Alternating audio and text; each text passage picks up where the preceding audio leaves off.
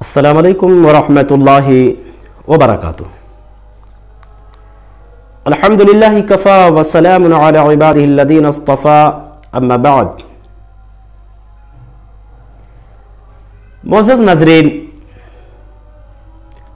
آج آپ کی خدمت میں ایک نہایت ہی اہم موضوع لے کر کے میں حاضر ہوا ہوں۔ وہ موضوع ہے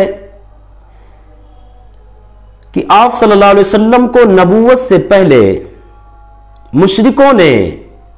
مشرکین مکہ نے حکم بنایا، منصب امامت پر فائز کیا۔ اور حضرات، یہ واقعہ غالباً بنائے کعبہ کے وقت پیش آیا۔ یہ وہ موقع تھا جس موقع پر اللہ تبارک و تعالی نے مشرکین مکہ کے زبانی، قریش مکہ کے زبانی آپ صلی اللہ علیہ وسلم کی رفعت کا، آپ کی صداقت کا، آپ کے بلند مقام کا اعتراف کروایا۔ وہ لوگ جو آگے چل کر کے آپ صلی اللہ علیہ وسلم کی مخالفت کرنے والے تھے، انہوں نے اس موقع پر آپ صلی اللہ علیہ وسلم کو صادق اور امین کا لقب دیا۔ جو آگے چل کر آپ صلی اللہ علیہ وسلم کے جان کے پیچھے پڑنے والے تھے، آپ صلی اللہ علیہ وسلم کی بغاوت اور آپ سے عداوت کرنے والے تھے، آپ کے خلاف سازشیں کرنے والے تھے، جو آپ کے جانی دشمن تھے، بننے والے تھے، انہوں نے بھی اس موقع پر آپ صلی اللہ علیہ وسلم کو صادق اور امین کا ٹائٹل دیا۔ آپ کو معلوم ہونا چاہیے کہ مکہ کے اندر جو ہے ایک سیلاب آیا، خانہ کعبہ اس سیلاب سے کافی متاثر ہوا، اس کی دیواریں جو ہے ڈیمیج ہو گئی، دیواروں میں دراڑیں پڑ گئی۔ مشرکین مکہ نے طے کیا کہ خانہ کعبہ کو عصر نو تعمیر کیا جائے، خانہ کعبہ کو پھر سے نئے سرے سے بنایا جائے۔ چنانچہ انہوں نے خانہ کعبہ کو نئے سرے سے تعمیر کیا، لیکن الحمدللہ وہ مشرک ہوتے ہوئے بھی انہوں نے اللہ رب العالمین کے اس مقدس گھر کا اس بات کا بھرپور لحاظ رکھا کہ اللہ کے اس مبارک گھر میں کوئی بھی حرام کمائی کا پیسہ نہ لگائے۔ اس کے لیے باقاعدہ انہوں نے اعلان کیا کہ زانیہ ہے، سودی تجارت اور کاروبار کرنے والا ہے، شراب کی تجارت کرنے والا ہے، کاہن ہے، جادوگر ہے، اسی طرح سے کوئی بھی حرام کاروبار سے جو بھی منسلک اور جو ہے اس سے جڑا ہوا ہے، حرام کمائی کا کرنے والا، اللہ رب العالمین کے اس گھر میں ایک پیسہ بھی نہیں لگا سکتا۔ چنانچہ انہوں نے حلال کمائی کا پاکیزہ رقم جو ہے اکٹھا کیا۔ وہ حلال کمائی، وہ پاکیزہ رقم جب اکٹھا ہوا تو پاکیزہ رقم اتنا نہیں تھا کہ جتنے میں سارے بنیاد ابراہیم پر خانہ کعبہ کو تعمیر کر سکے۔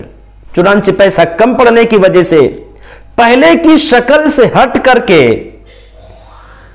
مربع میں، چوکور میں خانہ کعبہ کو بنایا، یعنی اور جو حصہ باقی بچا اس کو چھوڑ دیا۔ آج بھی وہ حصہ ویسے ہی بچا ہوا ہے، اسے حتیم کہتے ہیں۔ پہلے خانہ کعبہ تھوڑا سرکل میں تھا، گول دائرے میں تھا ایک طرف سے۔ چنانچہ پیسہ کم پڑنے کی وجہ سے نبی کے زمانے میں، ابھی نبوت سے پہلے کے زندگی کا مرحلہ ہے، پیسہ کم پڑنے کی وجہ سے پہلے کی شکل سے ہٹ کر کے انہوں نے خانہ کعبہ کو مربع میں، چوکور میں تعمیر کیا۔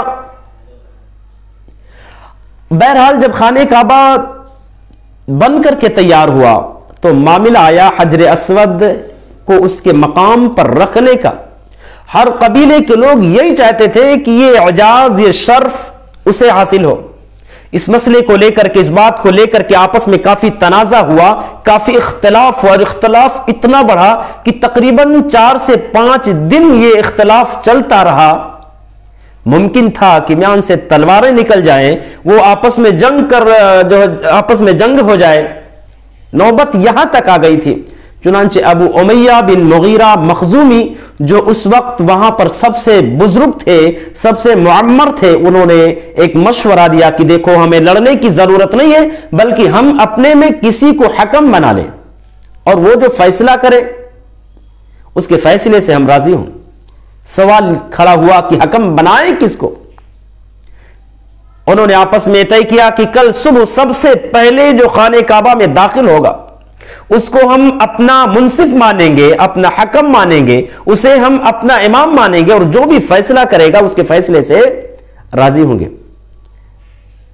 قریش مکہ انتظار کرنے لگے، وہ نوٹ کرنے لگے کہ صبح سب سے پہلے خانہ کعبہ کے اندر کون داخل ہوتا ہے۔ الحمدللہ صبح ہوئی، سب سے پہلے صبح کے وقت جو خانہ کعبہ میں داخل ہوئے وہ ہمارے اور آپ کے آخری پیغمبر جناب محمد الرسول اللہ صلی اللہ علیہ وسلم تھے۔ آپ کی آمد کو دیکھ کر کے قریش مکہ نے، مشرکین مکہ نے برجستہ کہا ھذا الامین رضیناہ ھذا محمد، یہ امین آ گئے، یہ محمد الرسول، یہ محمد آ گئے، ہم ان کے فیصلے سے راضی ہیں۔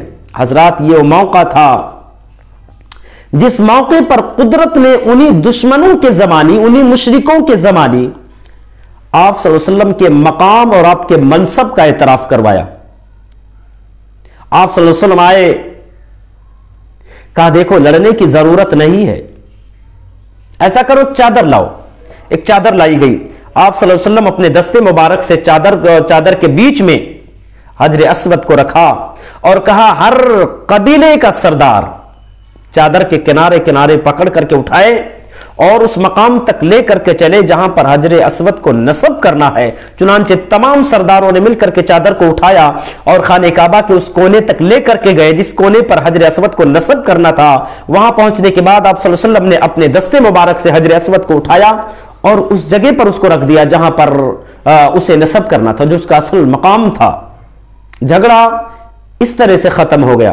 حضرات یہ وہ اعتراف تھا، یہ وہ واقعہ تھا جو آگے چل کر کے انہی مشرکین مکہ کے خلاف، انہی قریش مکہ کے خلاف حجت بننے والا تھا کہ دیکھو آج تم اس کے منصب کا اعتراف کر رہے ہو، آج اس کے صداقت کا، اس کی امانت اور دیانت کا تم اعتراف کر رہے ہو، آج تم نے اس کے صداقت کا جو ہے اسے لقب دیا ہے، لیکن یاد رکھنا کل جب وہ اپنی نبوت کا اور رسالت کا اعلان کرے گا، نبی ہونے کا دعویٰ کرے گا تو اسے جھوٹا نہیں کہہ سکتے ہو۔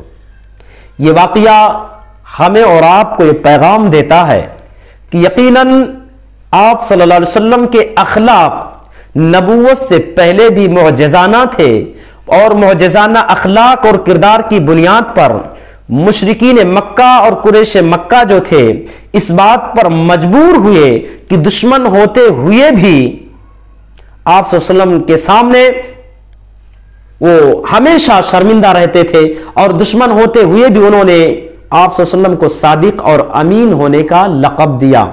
یہ واقعہ ہمیں اور آپ کو میسج دیتا ہے کہ آپ کا تقویٰ تھا۔ یقیناً آج ہم بھی اگر متقی بن جائیں، پرہیزگار بن جائیں، اللہ رب العالمین سے اپنے رشتوں کو مضبوط کر لیں، استوار کر لیں، تو انشاءاللہ العظیم دنیا آج بھی ہمارے سامنے اپنا سر جھکائے گی، آج بھی انشاءاللہ العظیم دنیا ہماری قدر کرے گی، ہمارا احترام کرے گی۔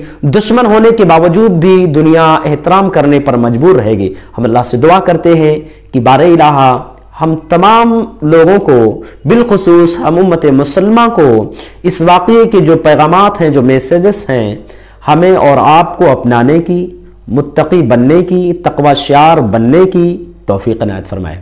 آمین۔ السلام علیکم ورحمۃ اللہ وبرکاتہ۔